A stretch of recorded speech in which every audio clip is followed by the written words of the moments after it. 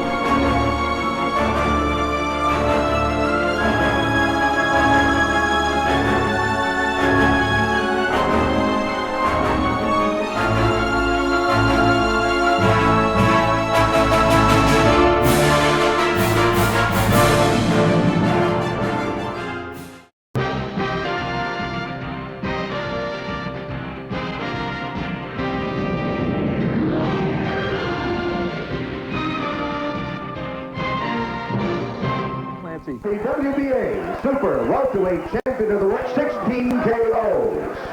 The NABF Middleweight Champion, James Shuler.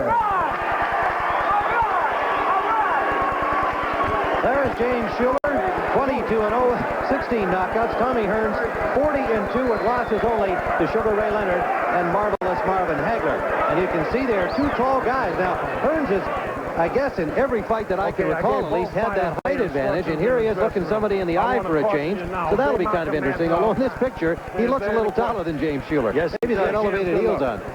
Well, no, they probably taught Shuler to bend his knees. All right, Tim Ryan with Gil Clancy and Al Bernstein from Caesars Palace in Las Vegas, Nevada.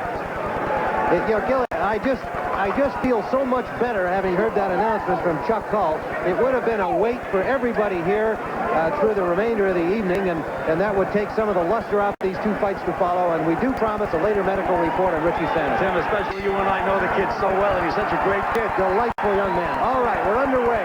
Both in gold trunks. Black gold has the black stripe. Tommy Hearns with a new short haircut, taking a little weight off the top of his head. A little less protection, Tim. That's right. There's that piston-like jab of Hearns. And Shuler has an excellent jab as well. Tim, you have two well-skilled fighters here. They were two of our best amateurs probably in the last 10 years. You're going to see a good technical bout.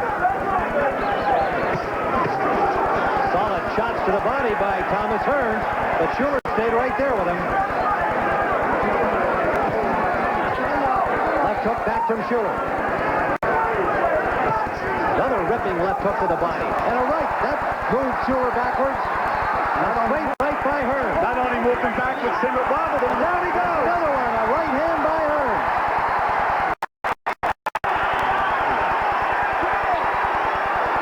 He will not get up. Well, now we know that Tommy Hearns can hit middleweights and knock them out. And boy, did he knock them out. Tommy Hearns in the first round. Tim, he came into this fight at a full 160 pounds. Look at those back muscles on Tommy Hearns. He looks like a light heavyweight. Thomas Hearns at 113 of the first round with a knockout of James Black Gold Shuler. And they are quickly into a 10 to James Shuler. We've had two devastating knockouts. And James Shuler never got into the fight. A crushing straight right hand behind the left of the body did the initial damage. And then an overhand kind of downhill right hand sent him to the canvas. Again, Dr. Cliff Pomansky and actually Dr. Donald Romeo was the first to him on this occasion. But they have already indicated that he's all right, but they're exercising due precaution. Tim, the first right hand wobbled him, and the second one, a picture-perfect right hand, ended the night for James Shuler. Perfect punch. Thomas Hearns, well, he's done his part. It's now up to Marvin Hagler to do his. He's got to get by Mugabe to create the rematch that both fighters and both boxing fans want. Now let's go back and see the knockout. There's the right hand. That hurt him. There's the left of the body. He was already wobbling, as you pointed out, Gil. And there's that overhand right. Little short chopping shot that perfectly aimed and delivered. Tim, right on the button. Watch where this right hand lands. Right on the button. That says lights out, Ryan. The first loss suffered by James Shuler after 22 consecutive wins, 16 knockouts of his own. For Thomas Hearns, he's now 41-2. Ladies and gentlemen, the time, 1 minute, 13 seconds of the first round. The winner by a knockout and new NABF middleweight champion from Detroit, Michigan, Thomas the Hitman Hearns. Tommy Hearns, and he's in the ring now with our Al Bernstein. Tommy Hearns surrounded here by his well-wishers, his camp. Richard Steele holds his hand aloft.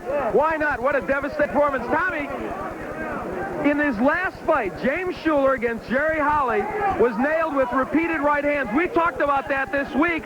You were able to get the same punch in, but yours had a little more power. Well, I knew if I was able to land with the right hand, I knew it wouldn't take me too long to get him out of there. I seen his shots because he kept his hands a little low. It gave me the opportunity to come over top of his left hand. That's what I done. You came out throwing left hooks to the body. Was that designed to get his hands even lower? My plans was to come out to box James and start working on his body, to use the body attack, because I noticed in the fight with James Kitchen, he didn't like the body shot too well. So my strategy was to box him and use the body shots too. Now, you said you wanted to box him. Of course, we didn't get a chance to see you box much. How did your legs feel? In the Hagler fight, you were concerned. They weren't very good. How would they have been tonight the way you feel? Great. I'm a different man than I was back then, even when I fought Marvin Hagler. It was a great fight for me, but it was a very difficult fight for me because I didn't have my legs. But here I felt great. My legs were very strong, and I felt that I was able to